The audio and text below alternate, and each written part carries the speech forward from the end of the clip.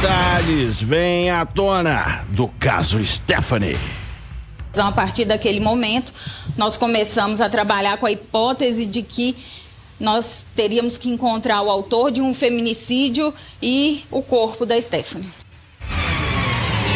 5h07 para a família da vítima deste anjinho de 13 anos. Apenas resta a dor. Falei, não, filho, Deus não vai permitir, não, que você vai crescer, você vai realizar seu sonho, Deus tem o melhor para você.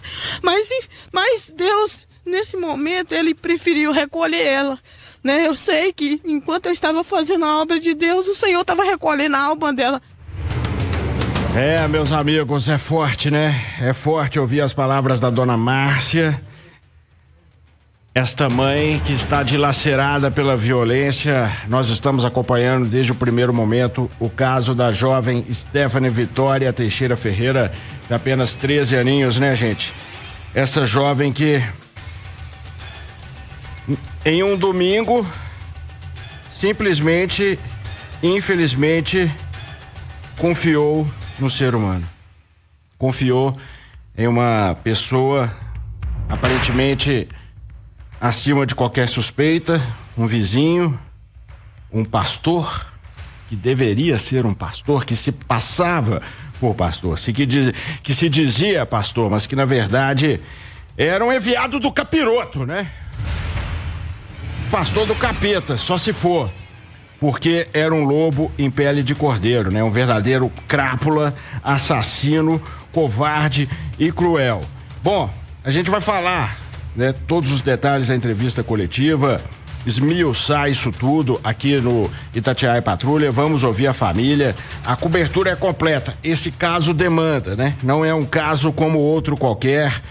Muito antes, pelo contrário, é um caso que chama a nossa atenção. Mas primeiro, antes de chamar as informações da coletiva, eu quero mostrar para você no radinho ouvir. Você que tem condições, puder entrar na nossa live aqui no YouTube, entra que dá tempo. Porque eu estive frente a frente com o João das Graças Pachola, de 54 anos, assassino confesso da pequena Stephanie. Confessou o crime.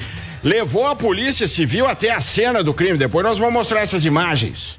Ele levando a polícia civil, a divisão de desaparecidos do DHPP, para o local onde matou a jovem Stephanie. Mas eu tive com ele.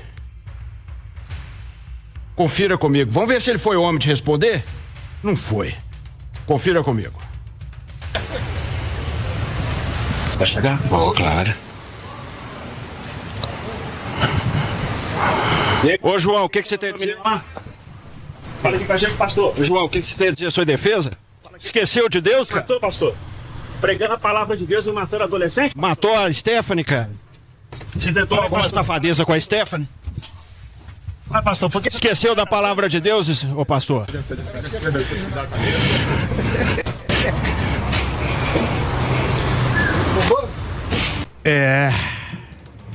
Acho que ele esqueceu da palavra de Deus, né? Que ele dizia pregar.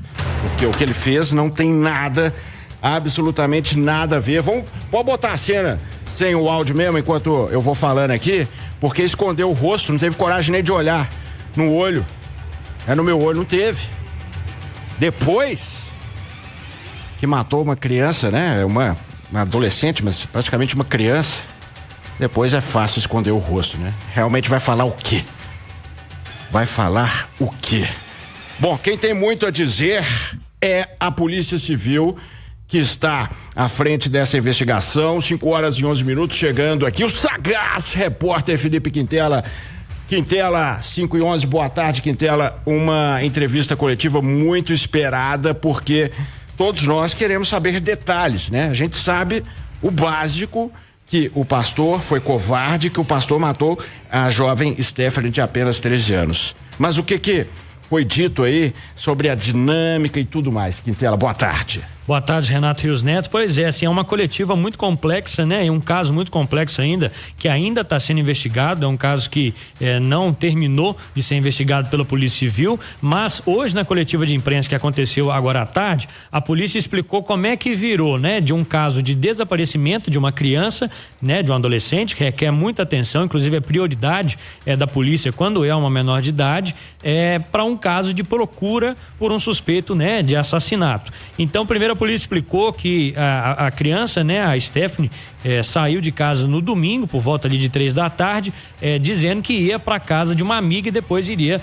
para a igreja onde ela frequenta com a família lá no bairro metropolitano em Neves. E aí a Stephanie acabou não aparecendo e por isso a família estranhou mais do que o normal, porque ela não é de fazer isso, né, de desaparecer nem de dar notícia. E aí no dia seguinte a polícia foi até a Polícia Civil contando o que estava acontecendo e a polícia começou a juntar algumas informações, principalmente com outro desaparecimento que é o do próprio pastor, né? Que porque ele também não era mais visto no domingo, entre aspas, né? Ele não era visto desde o domingo. A esposa dele também estava preocupada, também deu informações para a polícia do desaparecimento do pastor.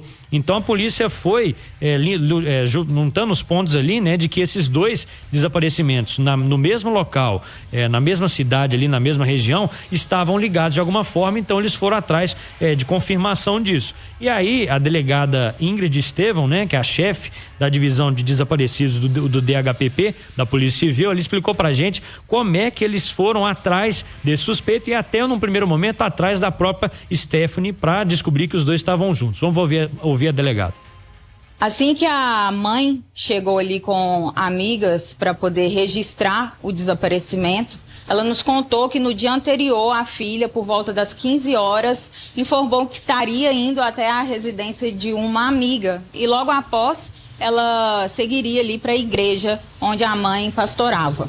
Após retornar à sua residência, ela percebeu que a filha ainda não havia chegado, motivo pelo qual ela ligou imediatamente para a casa dessa amiga para poder angariar informações sobre o paradeiro da filha, que infelizmente nem chegou aí até a casa dessa amiga. Durante a entrevista nós recebemos aí denúncias por meio aí dos celulares, do WhatsApp da família, de que um casal havia visto um carro, um HB20, entrando na estrada da Lagoa do Tijuco.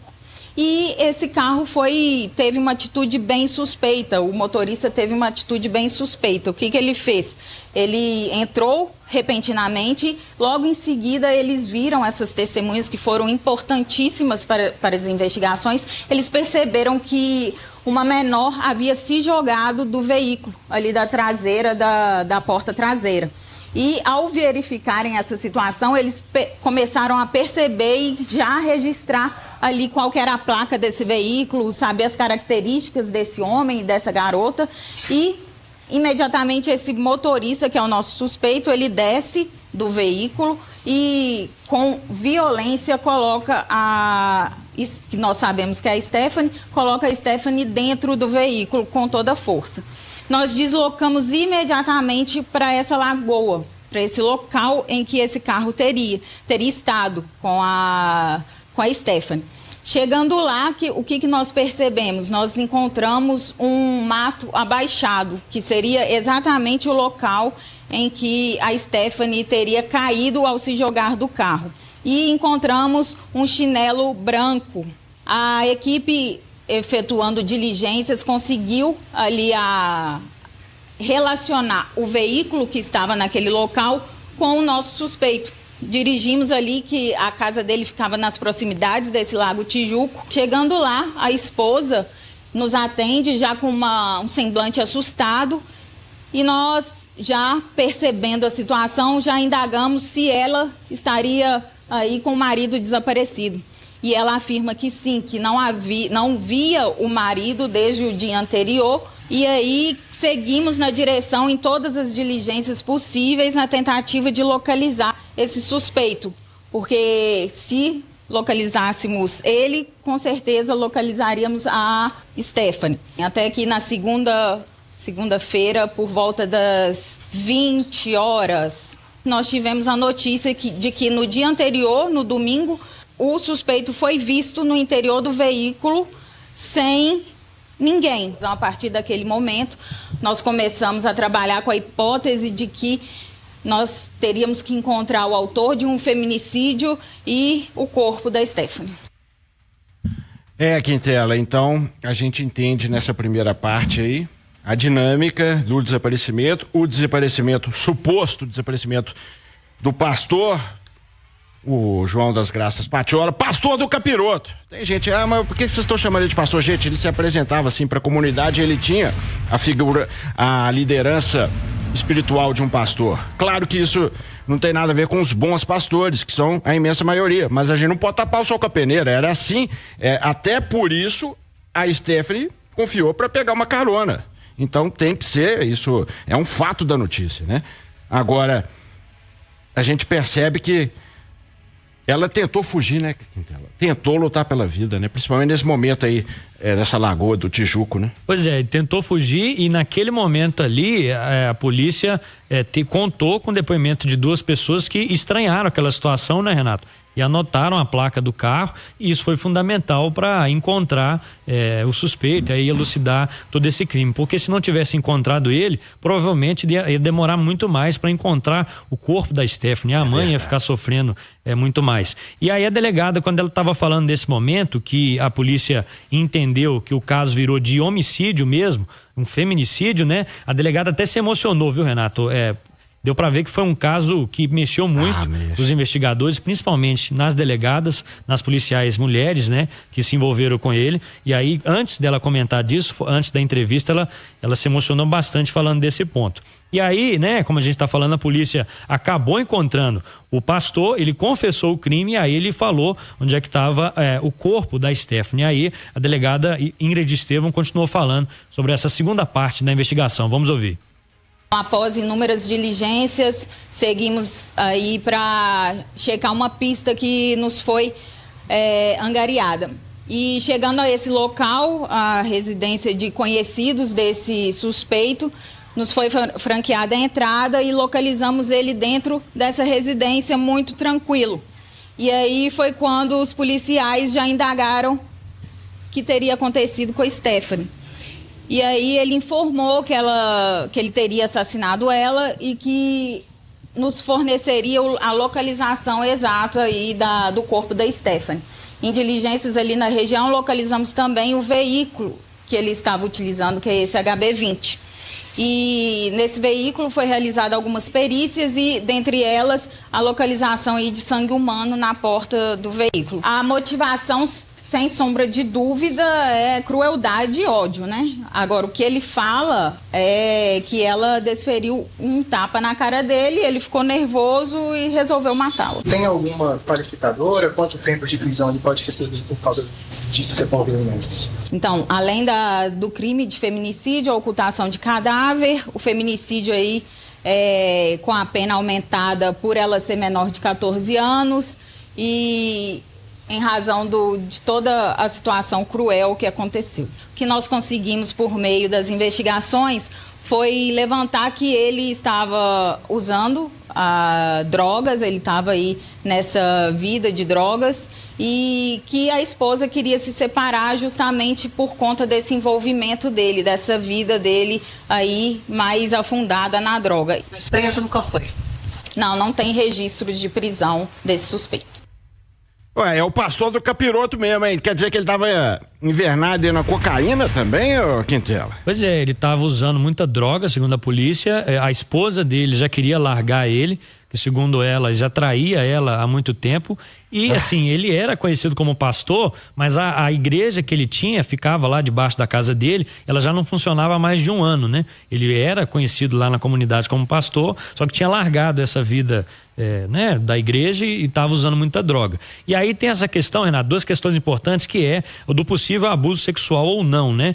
Provavelmente tudo indica que era a intenção dele, mas a Polícia Civil não consegue confirmar isso ainda. O corpo dela foi liberado hoje, né, para a família, mas os exames ainda estão sendo feitos para identificar se houve ou não um abuso. Fato é que a polícia tem certeza que foi ele realmente que matou a Stephanie, segundo ele, enforcada, né?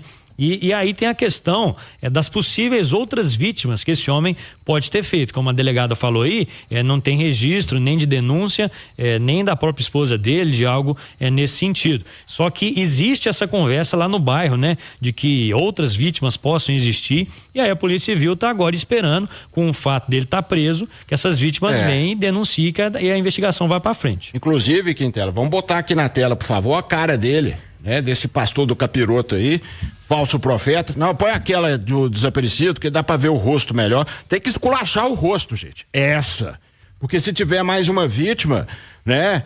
Você que é da região do metropolitano, procure a polícia. Nesse momento é muito importante, né, Quintela?